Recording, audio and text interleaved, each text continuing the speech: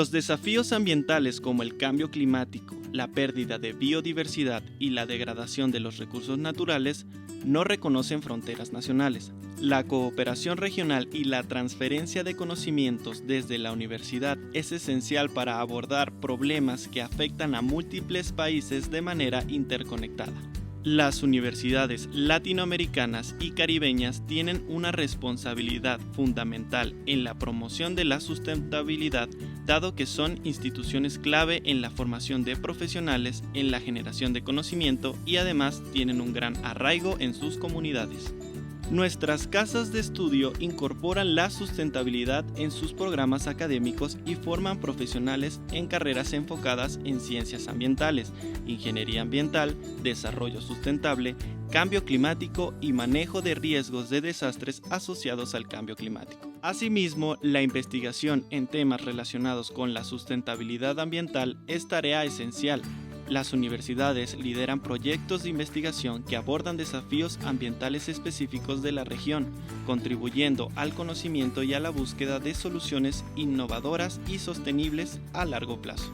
Las universidades también son ejemplo de prácticas sustentables, mediante la gestión eficiente de residuos, la reducción de emisión de carbono, el uso de energías renovables y la promoción del transporte sustentable en sus campus, lo que coadyuva a generar entornos más limpios.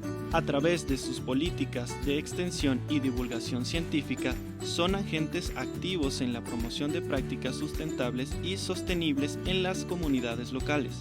Las universidades concientizan y educan sobre los desafíos ambientales y la importancia del respeto al medio ambiente, a través de campañas de sensibilización, charlas, seminarios, encuentros académicos y publicaciones. Nuestra región tiene importantes desafíos frente al cambio climático y el deterioro del medio ambiente. Las universidades son instituciones que a través de la cooperación y la investigación conjunta buscan soluciones integrales frente a los retos de una sociedad dinámica, contribuyendo al desarrollo sustentable en la región.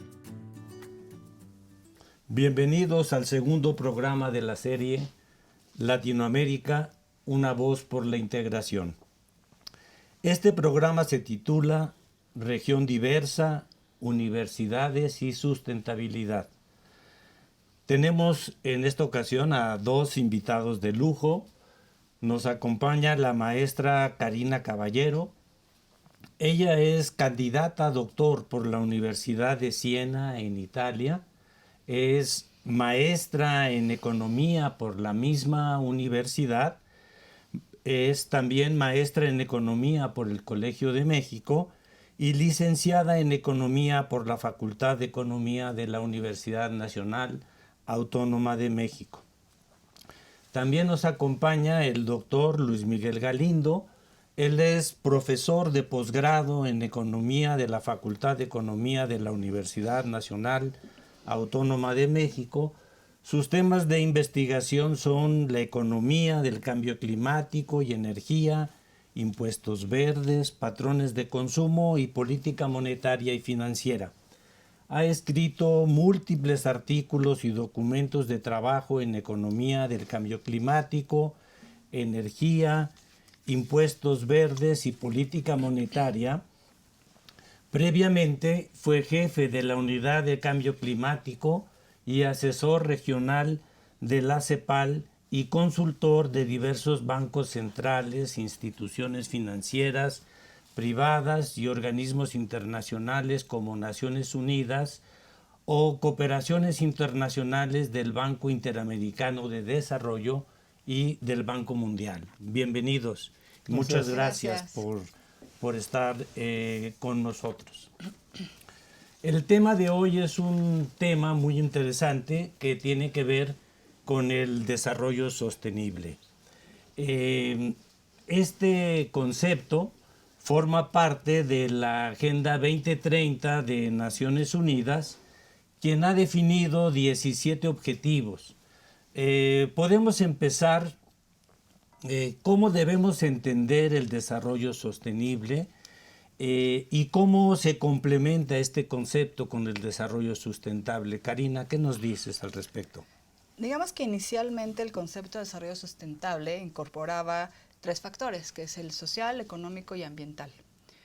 Y después, con este cambio en la Agenda 2030, con los Objetivos de Desarrollo Sostenible, los ODS, estos 17 objetivos, ya tenemos como una visión más holística del problema de sustentabilidad, en el que se incorporan temas como igualdad de género, también se incorpora un tema fundamental, que es el tema de cambio climático, ¿no? Y que en los ODS no estaban tan marcados, en la sustentabilidad no estaba tan marcado como en el concepto de sostenibilidad.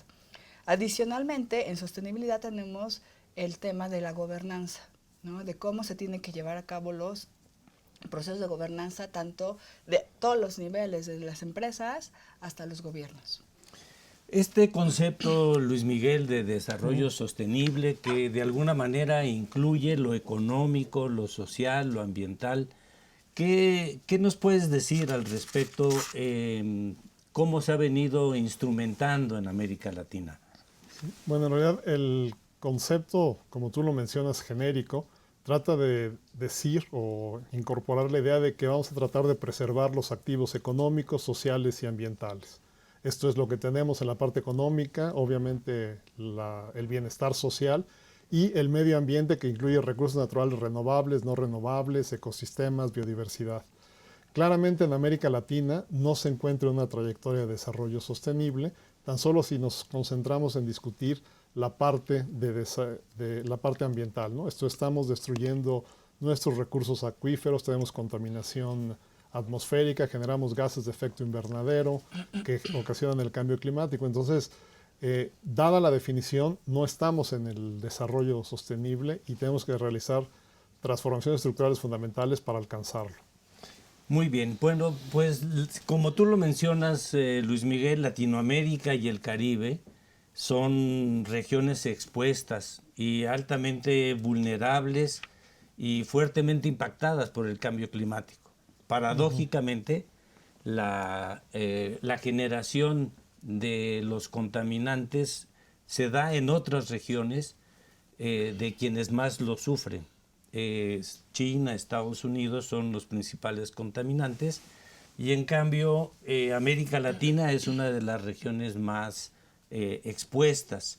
Según el panel intergubernamental sobre cambio climático, entre el año 2000 y el año 2013 ocurrieron 603 eventos climáticos. Nuestra región es una región muy expuesta. Se han hecho distintos acuerdos, distintos elementos, como el Acuerdo de París. ¿Qué tanto este acuerdo ha ayudado a atenuar los efectos del cambio climático y qué se necesita para hacerlo más efectivo?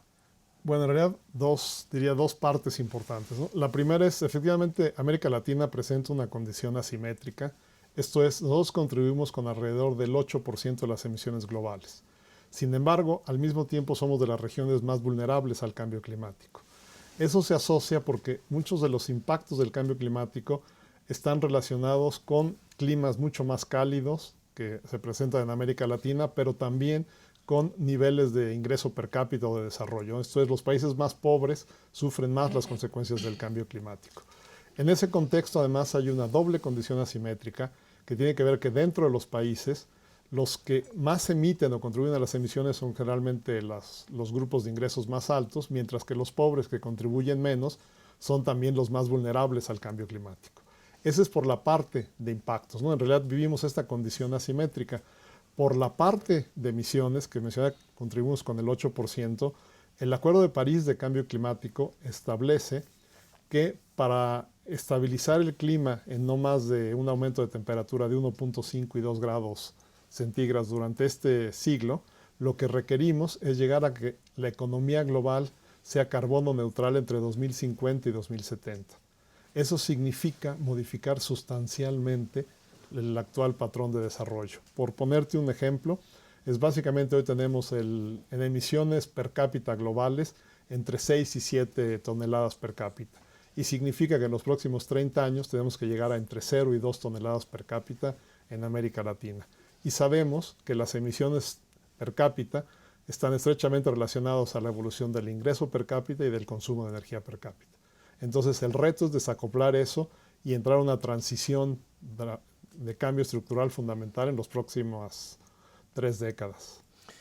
Cambiar los patrones de consumo, de inversión y de producción es un reto que no se logra en el corto plazo, es un proceso de transición que nos lleva años.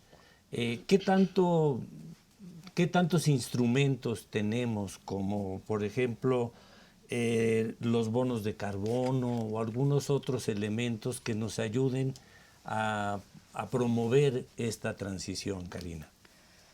Definitivamente llegar a este carbono neutral, una economía en la que emitamos cada vez menos carbono en nuestra producción y también los consumidores generemos menos emisiones también a la hora de consumir, implica un cambio muy importante en todo el sistema económico, incluyendo la parte financiera, ¿no? Este cambio tiene que ser también promovido por las entidades financieras, es decir, tenemos que tener este apoyo para poder transitar hacia la economía carbono neutral, ¿no? Entonces necesitamos un sistema financiero que también esté enfocado a cubrir y cumplir los ODS y el Acuerdo de París, porque digamos que suena muy bien ser carbono neutral, pero hay que hacer un cambio tecnológico muy importante que cuesta y que necesitamos redireccionar las inversiones hacia aquellos sectores económicos donde son menos intensivos en CO2 y que tienen la mayor innovación tecnológica para reducir las emisiones.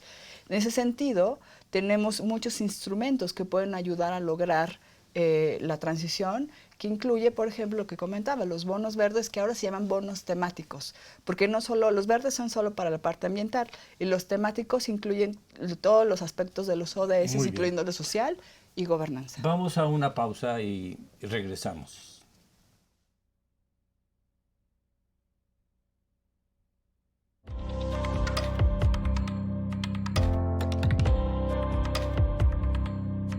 En este tiempo que llevo trabajando largo en internacionalización, en cooperación académica, una de las enseñanzas más grandes que tengo y además que hace parte del modelo institucional de la Universidad de Ciencias Aplicadas y Ambientales es que la colaboración entre las universidades, la cooperación, el trabajo conjunto, el ir en pos de intereses comunes, genera condiciones para la integración de nuestros países. Eso es un trabajo que se ha hecho desde hace mucho tiempo en la universidad. La universidad además lidera varias redes que de alguna manera se fundamentan en ese concepto. La universidad, a partir de esos trabajos, de estas redes que lidera, que veremos algunos ejemplos el día de hoy, ha podido generar vínculos para poder trabajar en pos de construir condiciones para un desarrollo verdaderamente sostenible en los diferentes ámbitos que comprenden pues este concepto. Y la universidad también muy juiciosa, siguiendo pues los lineamientos de los objetivos de desarrollo sostenible, con el objetivo 17 fundamentalmente, las alianzas para el desarrollo sostenible es un concepto que incluso mucho tiempo antes sí, es parte de su modelo, de su proyecto educativo institucional, de su modelo de internacionalización. Y en función de eso es que la institución tiene un gran compromiso en la generación de redes, en la generación de vínculos entre universidades para poder llevar a la práctica todo esto y sobre todo generar capacidades en las instituciones, obviamente, pero también en nuestros países, en los estudiantes que formamos para poder contribuir a estos objetivos que finalmente son de toda la humanidad. Entonces hoy escucharemos un par de ejemplos de esto pues que son muy dicientes, que como en la práctica las universidades trabajando unidas, generando vínculos, generando lazos, pueden contribuir al desarrollo sostenible, pero además muy importante a la integración de nuestros países.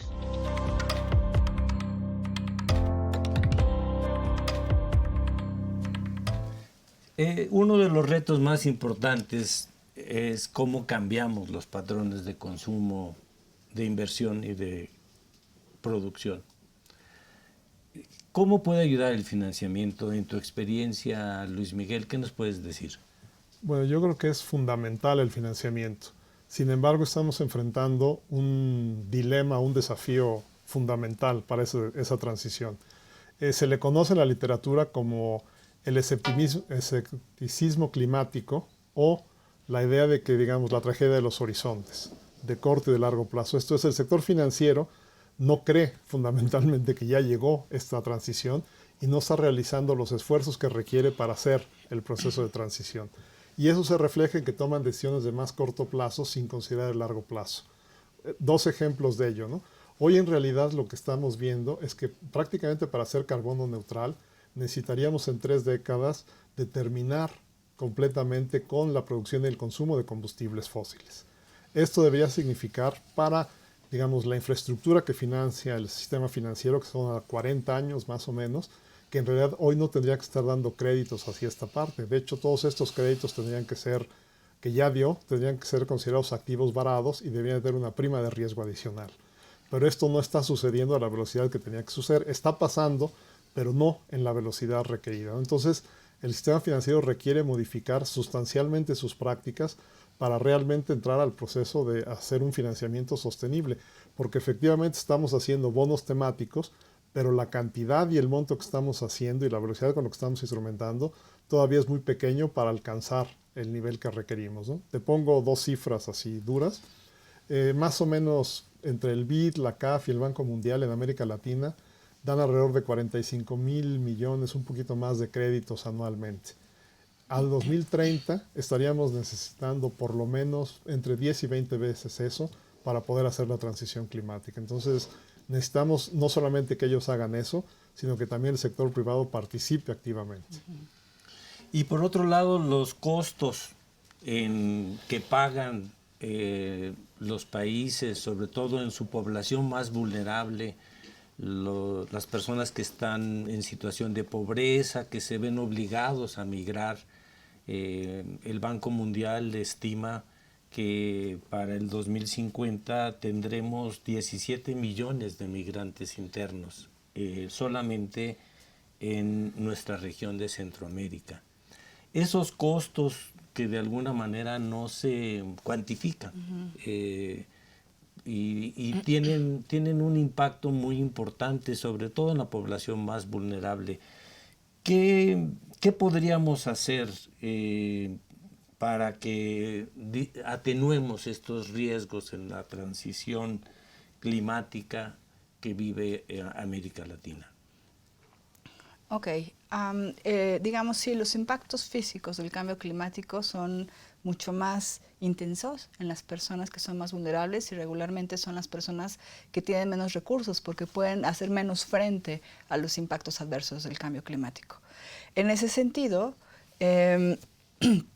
la migración es un tema muy importante, también cómo el cambio climático puede incidir directamente en la pobreza, porque las personas de menores recursos, tienen más dependencia de sectores que se ven más afectados, como la agricultura, ¿no? Entonces, si llueve menos, si tienen menos, van a tener menos producción y pueden consumir menos. Entonces, eso es en términos de cómo el cambio climático incide directamente en la población que tiene menos recursos. Pero, en términos de riesgos de transición, que ese es como otro tema adicional, porque tenemos los riesgos físicos que tienen que ver con estos impactos, que cambios en temperatura, incremento en el nivel del mar, etc. Los riesgos de transición es que vamos a pasar y queremos pasar a una economía carbono neutral, entonces hay muchos riesgos asociados a esa transición que tienen que ver con la capacidad en todos los niveles de poder hacer la transición. ¿Qué quiere decir esto? Que para lograrla necesitamos políticas públicas muy fuertes que redireccionen el cambio de comportamiento del consumo y de la producción hacia el carbono neutral. Un ejemplo es el impuesto al carbono, ¿no? Un impuesto al carbono elevado es necesario para poder cambiar el comportamiento de los individuos hacia una economía, hacia una producción en consumo bajo en carbono. Entonces, si apoyamos y buscamos la transición, es importante también pensar en que la transición tiene que ser ordenada y tiene que empezar lo más pronto posible, porque si empezamos después, los riesgos de transición van a ser mucho más altos. Los riesgos de transición se agrupan en 4, que tienen que ver con las políticas públicas, los riesgos de mercado, los riesgos de reputación y los riesgos tecnológicos. En términos, por ejemplo, riesgos tecnológicos es pensar si realmente tenemos y podemos tener la tecnología para poder llegar a esa transición que se está buscando en términos de producción menos intensiva en CO2. Uno de los aspectos que mencionaste, Luis Miguel, que nos llamó mucho la atención es esta enorme brecha que se requiere para el financiamiento. Incluso hay algunos autores que dicen que con que dejemos de subsidiar los recursos fósiles, el petróleo, y destinemos ese recurso a las economías verdes, ¿cómo se podría complementar esto con una reforma fiscal? ¿O qué tipo de políticas propondrías tú, Luis Miguel? Sí. Voy a hacer los números grandes, tratando de hacer algunos de los, digamos, de los parámetros que son fundamentales en esta discusión, ¿no? En realidad, la transición es cambios estructurales fundamentales, ¿no? Y básicamente lo que nos requerimos para hacer una economía carbono neutral es que la electricidad sea fundamentalmente generada por energías renovables, uno. Y dos, que nuestras economías se electrifiquen masivamente. Esto es que la industria, las actividades agrícolas y el transporte sea eléctrico. Para hacer eso necesitamos construir una nueva infraestructura. ¿Cuánto requerimos de eso? Antes, las cifras hoy son engañosas porque está el COVID en medio, etcétera, pero poniendo cifras grandes, antes del COVID, América Latina invertía alrededor del 3% en infraestructura. Hoy, para hacer esa transición, requieren invertir al menos el 5%. Y si quieres atender y hacer una transición justa, que implica generar sistemas de protección social universal, necesitas entre el 2 y el 5% al menos adicional del PIB. Esta es la magnitud que nos va a costar la transición. Es cierto que hay parte que ya lo estamos haciendo, como este 3, y entonces solo necesitaríamos el 2 y reorientar lo que está haciendo en infraestructura, etc., ¿no? En ese contexto, por ejemplo, los combustibles fósiles, el subsidio de los combustibles fósiles representa un costo que se está perdiendo y que no contribuye a la transición. Quitar esa parte llevaría fundamentalmente a apoyar una mejor transición y sería a la larga mucho más provechosa para la población, ¿no? Yo creo que ahí, sin embargo, está un reto de economía política, ¿no? La gente piensa de alguna manera que el subsidio al combustible fósil le conviene en el corto y en el largo plazo, ¿no? Cuando ahora lo que vemos es que, dados los impactos del cambio climático y lo que costaría tener un transporte eléctrico, sería mucho mejor hacer la transición. Sí, sin duda este es un aspecto muy, muy complejo. Los beneficios de corto plazo muchas veces nos impiden visualizar hacia el futuro. Esta es una de las problemáticas a la que nos enfrentamos. Bueno, vamos a una pausa y regresamos a nuestro último bloque. No se lo pierdan.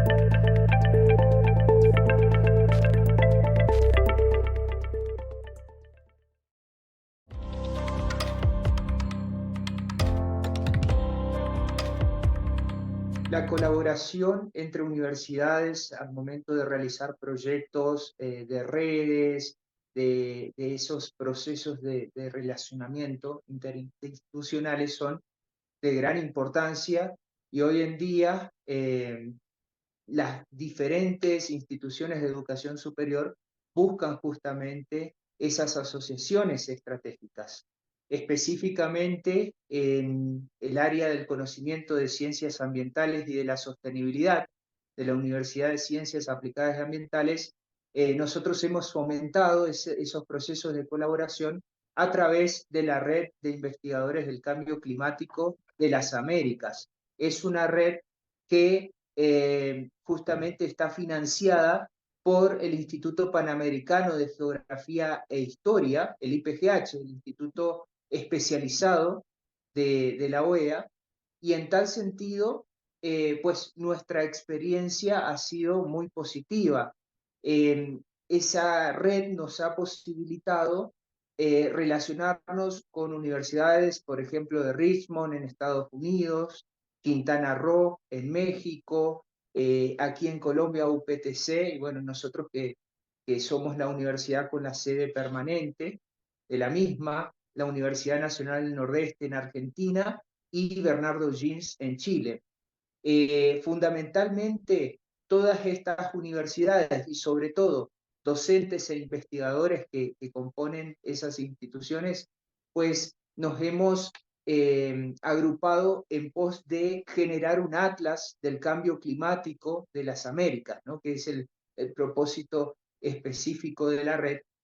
Y la idea fundamentalmente es realizar un diagnóstico continental de cómo la variabilidad y el cambio climático justamente inciden en los distintos espacios continentales y marítimos de América. Actualmente, ese esfuerzo que se viene realizando ya desde el año 2017, cuando se crea oficialmente la red de investigadores del cambio climático, pues dio sus frutos en la generación online del Atlas del Cambio Climático, que está disponible en el Instituto Geográfico de Aragón, en España. Nos proveen fundamentalmente toda la plataforma y los software para poder mantener online ese Atlas. Pues en ese sentido, la experiencia colaborativa entre universidades, sin lugar a dudas, ha sido fundamental para entender un poco más lo que es la incidencia de un tema tan actual como es el cambio climático y fundamentalmente optimizar recursos humanos y recursos económicos, financiamientos de proyectos, etcétera, para poder apuntalar toda esa faceta investigativa. Y lo que se prevé a corto o mediano plazo es que a partir de la red se generen otras sinergias, otros enlaces, intercambios entre universidades en cuanto a pasantes universitarios, estudiantes y docentes que colaboren e investiguen, digamos, distintas repercusiones locales de lo que es el fenómeno climático.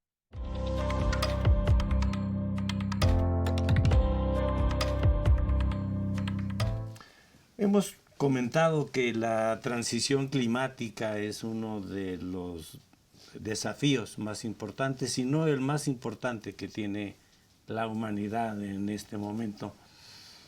Cambiar estas formas de producir nuestra energía, nuestra movilidad, nuestros alimentos, es un problema muy, muy serio que nos lleva a un proceso de transición más o menos larga. ¿Qué nos puedes aclarar sobre este aspecto, Karina?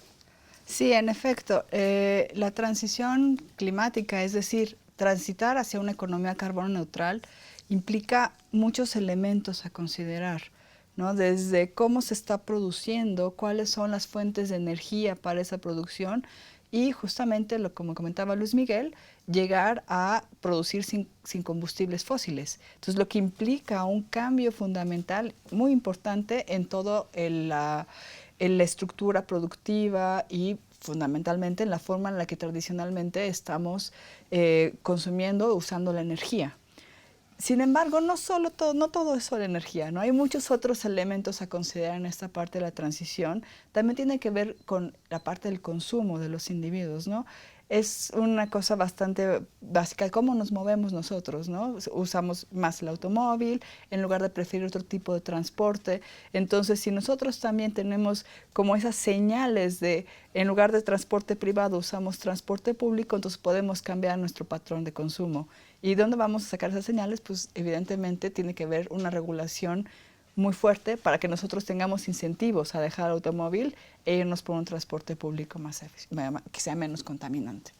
¿no? Entonces, por ejemplo, pues podríamos tener algún impuesto más fuerte sobre los automóviles, más restricción en las vías para los automóviles, que nos promueva el uso de otro tipo de transporte, ¿no? Entonces, en ese sentido, es una transformación en muchos niveles poder lograr ese cambio. Esa transición que le llamamos justa, o que comentaste que sería una transición justa, hay algunas personas que se preguntan si es factible dentro del capitalismo lograr esta transición justa. ¿Qué es la transición justa, Luis Miguel, en esta idea de que implica pues cambiar el modelo de acumulación? Sí. ¿Qué nos dices al respecto? Bueno, lo tomaría desde ahí, un poco quizá más abstracto, pero luego lo bajaría un poco, ¿no? ¿Qué es lo que vemos hoy en el estilo de desarrollo? En realidad América Latina ha crecido relativamente bien, apoyado mucho en la explotación de los recursos naturales, renovables y no renovables, pero de forma volátil y errática. Y eso ha venido acompañado, el crecimiento del PIB, con aumento del consumo, de la inversión, una reducción de la pobreza, etc. Pero cuando vemos eso también encontramos que este dinamismo económico ha sido insuficiente para resolver los problemas de pobreza crónica, de mala distribución del ingreso, y más aún, está generando un conjunto de externalidades negativas o efectos colaterales negativos relevantes, como es la contaminación atmosférica de suelos, recursos hídricos y el cambio climático. Necesitamos abandonar ese patrón de desarrollo, ese estilo de desarrollo, y pasar a un nuevo estilo de desarrollo. Si no, no podemos conseguir esa transición climática justa. Y básicamente te lo pondría en dos elementos, ¿no? Cuando uno ve los patrones de consumo que mencionaba Karina, encuentra que la participación de alimentos en el porcentaje de gasto total va bajando conforme la gente aumenta su nivel de ingreso. ¿Cómo llenamos esos espacios de consumo? Son fundamentales para determinar el nuevo estilo de desarrollo. Y lo que observamos en general en América Latina es que conforme baja esa participación del consumo, aumenta la participación en salud, el gasto en salud privada, el gasto en educación privada y el gasto en transporte privado. Esto es, estamos viendo una migración del transporte privado al transporte público, de la salud pública a la salud privada, de la educación pública a la educación privada. Y eso conforma una nueva clase media que en realidad está haciendo eso porque no se siente satisfecho, contenta con los servicios públicos que le estás entregando. Requerimos entonces una nueva retransformación de esta matriz de servicios públicos y privados para que la gente podamos satisfacer los deseos y aspiraciones de estas clases medias emergentes en América Latina. Como alguien alguna vez dijo, un país rico es aquel donde los ricos siguen utilizando sus servicios públicos. Si conseguimos hacer esa transición, en realidad va a ser mucho más fácil y va a generar mucho mayor bienestar a la población, porque le vas a ofrecer o liberar un conjunto de recursos que hoy gasta en educación privada, salud privada, transporte privado, para que los utilice en algunas otras cosas, si le ofrece servicios públicos de calidad, modernos y que cubran al universo de la población. Y creo que ese es el gran reto que tenemos en el siglo XXI. O sea, estás hablando de una reingeniería, de una reconformación de nuestros servicios públicos, de rediseñar la política de salud, de educación. Este es un gran desafío, y sobre todo en este marco de inequidad que estamos viviendo. Quizá los dos desafíos más importantes a los que hoy nos enfrentamos es esta profunda desigualdad que está viviendo nuestra economía. Pero vuelvo a preguntarte, ¿esto es factible en el capitalismo? Yo creo que sí, y te diría la respuesta que me dio algún personaje famoso de cambio climático. El pesimismo generalizado es la garantía de fracaso. En realidad, yo creo que sí es factible. Si bien la escala no es completa, mucho de esto que acabo de decir, en realidad en los países nórdicos existe, ¿no? Existe un buen sistema de salud, los ricos utilizan los servicios públicos, etc. Entonces, sí podemos transitar hacia allá, ¿no? Ahora, lo que se requiere es una voluntad política con visión de Estado de largo plazo, ¿no? Esto es, a 30 años hacer esto y atender los riesgos que presentan, todo lo que ya mencionaba Karina, ¿no? Porque te voy a poner uno que se junta a lo que decíamos. En realidad hay presiones para aumentar el gasto público, para construir esta infraestructura y para hacer un sistema de protección social eficiente.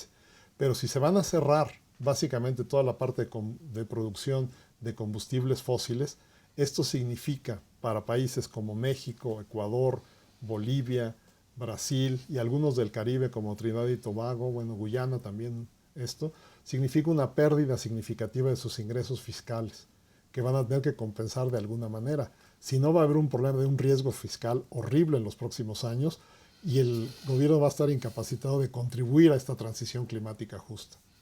O sea, se puede decir que estamos a tiempo, aunque hay que apretar el paso.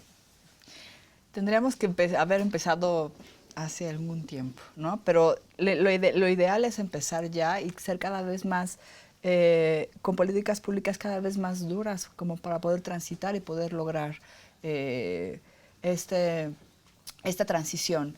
Por ejemplo, podemos pensar en el impuesto al carbono, ¿no? Que es una de las políticas públicas que se está implementando en muchos países. Y, por ejemplo, ¿qué pasaría si México tenemos un impuesto al carbono, pero que es de una magnitud muy baja, y en otro país, por ejemplo en Europa, tienen un impuesto al carbono mucho más alto? Si México quiere exportar sus productos a Europa, todavía no está puesto, pero en algún momento se podrá poner este impuesto transfronterizo de carbono. Europa dice, bueno, yo te estoy, a mis productos les estoy, no sé, $30 la tonelada y tú en México estás pagando $2. Entonces me tienes que pagar la diferencia de impuesto en carbono para poder equilibrar esa desigualdad en términos de emisiones, ¿no? En Europa ya está funcionando, no, digamos, si es entre los países europeos y las regiones, para evitar eso de que las industrias que estaban localizadas dentro de la región económica europea se trasladaron afuera para evitar el impuesto al carbono. Entonces ya cuando quieren importar sus mercancías dentro de la Comunidad Europea, ya les están poniendo esta diferenciación en el impuesto. Entonces, esto se va a ir generalizando en mayor medida y entonces también México tendría que ir avanzando hacia poder poner este impuesto al carbono un poco más elevado para poder propiciar la descarbonización. Muy bien, bueno, vamos a nuestra última pausa y regresamos con el papel de las universidades y de la tecnología en nuestro último bloque. Los esperamos.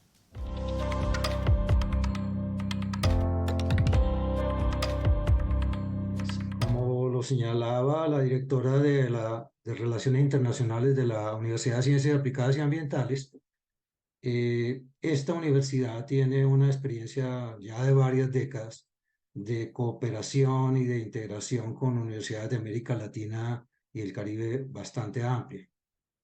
Voy a hablarles entonces de dos de las experiencias que he tenido a cargo desde el año 2007 en la universidad en relación con redes universitarias de ambiente y de sostenibilidad. Quiero destacar, porque me parece importante comenzar por allí, que la experiencia que hemos tenido me ha convencido a mí de que en América Latina y el Caribe tenemos las condiciones históricas, culturales, digamos, tal vez más favorables en cualquier región del mundo para la integración. A partir de las redes sobre las que les voy a hablar, he tenido posibilidades de intercambiar experiencias con colegas que tienen experiencias similares en otras regiones del mundo. Y he quedado convencido de que en América Latina y el Caribe tenemos grandes avances en el tema de la integración a nivel de la educación superior. No existe en ninguna otra parte del mundo redes similares a las nuestras con el nivel de amplitud de integración y de cooperación que tenemos en América Latina y el Caribe, sobre todo en temas de ambiente y de sostenibilidad.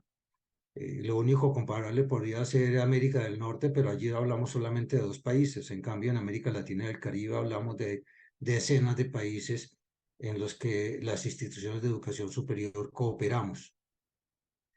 Estas 2 experiencias que me permiten hacer esta afirmación son, por un lado, la Alianza de Redes Iberoamericanas de Universidades por la Sustentabilidad y el Ambiente. Esta red la iniciamos desde la Universidad de Ciencias Aplicadas y Ambientales en el año 2007. Comenzamos con 2 con 6 redes universitarias nacionales que agrupaban 90 instituciones de educación superior. En la actualidad tenemos 29 de estas redes con más de 500 universidades de cerca de 19 países de América Latina y el Caribe. Trabajamos básicamente para promover el compromiso de las instituciones de educación superior con el ambiente y la sostenibilidad. En el marco de esta amplia red o alianza de redes universitarias, porque en realidad es una red de redes, desarrollamos un observatorio de la sustentabilidad en la educación superior, también desde la Universidad UCA desde el 2018. Y este observatorio a su vez lo hemos construido como una red de investigadores e instituciones interesadas en conocer el avance de las instituciones de educación superior de la región en temas de ambiente y de sostenibilidad. El proyecto más importante que en la actualidad estamos desarrollando trata de conocer los avances de estas universidades en su compromiso y aportes a los objetivos de desarrollo sostenible. Hasta el momento, y estamos presentando en estos días un informe con las respuestas de 50 instituciones de educación superior de 6 países de América Latina y el Caribe. Este proyecto obviamente continuará hasta al terminar la Agenda 2030, o sea, dentro de 6 años tendríamos un informe definitivo y esperamos que podamos demostrar que efectivamente la cooperación entre las instituciones de educación superior en América Latina ha contribuido de manera significativa al logro de los objetivos de desarrollo sostenible.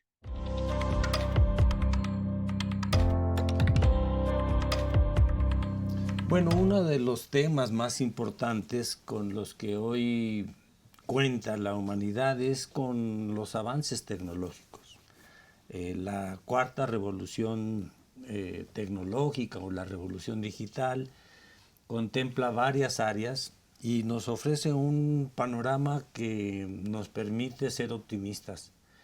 O si no la utilizamos en la orientación adecuada, pues podríamos profundizar las desigualdades. La cuarta revolución tecnológica, ¿qué nos ofrece para atenuar los efectos del cambio climático, Karina? Pues evidentemente la tecnología está avanzando a pasos bastante agigantados, ¿no? En las últimas décadas vemos mucho avance en términos de dos aspectos, yo creo más en uno que es la eficiencia energética, ¿no? Por ejemplo, todo lo que implica el uso más eficiente de la energía, por ejemplo, básicamente todo en términos de iluminación, todo está en LED, ¿no? Y antes eran focos incandescentes que ocupaban mucha energía. Y ahora esta tecnología, los focos, pues ocupan cada vez menos energía y siguen proveyendo el mismo servicio de iluminación, ¿no? Entonces, en ese sentido, la eficiencia energética ha ido avanzando. Automóviles que consumen cada vez menos gasolina y automóviles también tenemos ya eléctricos, pero en ese sentido estamos avanzando hacia allá. Definitivamente necesitamos más inversión en generar las capacidades en personas para que puedan generar esta energía. Este cambio y esta innovación tecnológica. Entonces, de aquí la importancia también de las universidades para generar las capacidades y generar personal cada vez con más ideas y puedan proveer más para la innovación tecnológica. Sí, de alguna manera las universidades juegan un papel central y me llamó mucho la atención que tú eres la directora de la coordinadora. Ajá. de esta especialidad que tiene la Facultad de Economía de la Universidad Nacional sobre Cambio Climático. Hay otros esfuerzos que han hecho algunas universidades, como la creación de la licenciatura en Economía y Desarrollo Sostenible por parte de la Universidad Rosario Castellanos de la Ciudad de México. El colegio, el CIDE, tiene una maestría. Sin embargo, las universidades todavía tienen mucho que hacer, ¿no, Luis Miguel? ¿Tú qué piensas? ¿Qué mensaje le podríamos dar a nuestras universidades de América Latina? Sí, efectivamente, creo que hay todavía un camino que recorrer, ¿no? Yo creo que yo lo pondría en dos grandes bloques. El primer bloque es crecientemente con esta transición climática vas a tener que tener por convencimiento y porque te van a pedir también que reportes a todas las instituciones y empresas cuáles son sus emisiones de carbono. Y yo creo que las universidades van a tener que entrar en ese proceso. Sin embargo, ahí hay una cosa que es importante destacar. Lo que te piden son nivel 1, nivel 2 y nivel 3. El nivel 1, que es el más sencillo, que es cuánto emites directamente, ¿no? Y esto lo puedes conseguir poniendo paneles solares, tener tratamiento de agua apropiado, todo este tipo de cosas. Que creo que las universidades de América Latina se están moviendo un poco hacia allá, a ritmos diferenciados, heterogéneos, pero digamos, creo que hay relativa conciencia sobre esto. Sin embargo, hay este nivel 2 que importa y el nivel 3 que es relevante. Lo voy a poner para poner un ejemplo burdo de una empresa. Si te lo pidieran a ti, a la empresa, dirías, bueno, en realidad yo estoy haciendo lo que tengo que hacer, pero los insumos que estoy recibiendo son de alto contenido de carbono. Eso en el nivel 2 sería penalizado. Y en el nivel 3 es si yo produzco autos y mi auto se usa durante 40 años y genera emisiones, sería, digamos, también penalizado. Las universidades tienen que ir pensando crecientemente en estos niveles 2 y niveles 3 de cómo contribuyen al conjunto de la descarbonización de la economía, ¿no? En términos de la electricidad que se genera, del transporte público o privado y cómo llegan sus alumnos a la universidad, etcétera, etcétera. Creo que ese es un aspecto. Y el segundo gran aspecto, que ya lo tocaba Karina, es en realidad necesitamos incorporar de manera mucho más activa y más contundente la idea de la noción de transición, sostenibilidad ambiental, cambio climático, etcétera, en los programas de los diversos, digamos, licenciaturas, posgrados que hay en la universidad, buscar la integración y desde luego mejorar nuestra parte de investigación y de divulgación. Me concentro en la parte de docencia que me parece relevante. Cuando inmediatamente pensamos en cambio climático, obviamente pensamos en tecnologías y pensamos en ingenieros, etcétera. Pero, por ejemplo, con lo que mencionaba Karina, necesitamos crecientemente economistas que puedan hacer análisis y taxonomías para hacer créditos verdes o temáticos o de lo que sea, ¿no? Esos economistas los necesitamos, digamos, crear, formar en los próximos años, ¿no? También incluye contadores en los principios de la sostenibilidad, de la parte verde, etcétera. Y así podríamos ir por todas las carreras, ¿no? Entonces, esta idea de incorporar plenamente estas nociones, aún falta mucho por avanzar. En investigación creo que necesitamos incorporar mucho más la visión de cómo contribuye nuestros trabajos de investigación a estos procesos de sostenibilidad y cómo articular y coordinar estos esfuerzos en conjunto, ¿no? Y en divulgación creo que estamos también empezando y hay que avanzar. Sí, este aspecto que mencionas es muy relevante. La responsabilidad social universitaria ha sido un tema que ha abordado las distintas universidades de América Latina. Este compromiso que tienen o que deben de tener las universidades para disminuir su huella de carbono. El Perú acaba de tener una modificación en su legislación muy importante, quizá la más vanguardista de América Latina, y desde hace ya algunos años se ha venido abordando en esto, pero estamos todavía muy lejos de los objetivos. Y aquí vuelvo un poco al título de nuestra serie, que tiene que ver con la integración, la importancia de la integración. ¿Cómo América Latina tiene que trabajar juntos? Tú hablabas de temas de investigación conjunta, pero CEPAL ha querido promover esta integración y se ha topado con muchas dificultades. ¿Qué recomendaciones harías tú, Luis Miguel, para favorecer esta integración? Bueno, yo creo que evidentemente estoy a favor de la integración. Creo que hay temas donde es más fácil avanzar en términos de la integración en el corto plazo, ¿no? Y que además son urgentes. Si pensamos en la Unión Europea, buena parte de lo que empezó fueron con los acuerdos energéticos, ¿no? De gas, etcétera, ¿no? Carbón, ¿no? Yo creo que hoy debemos de pensar en algún tipo de acuerdo energético en América Latina que facilite esa integración, porque sabemos muy bien que la transición a energías renovables en algunos lugares todavía es difícil porque necesitan tener un respaldo de algún tipo de energía por si cualquier cosa pasa, ¿no? Creo que esas combinaciones se pueden hacer. Creo que hay economías de escala evidentes en América Central, en el Caribe, etcétera, y creo que es un inicio para irnos moviendo hacia adelante, ¿no?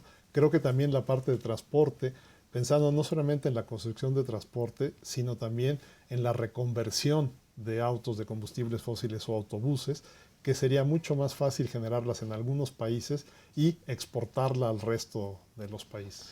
Karina, para despedirnos, ¿cuáles serían tu mensaje?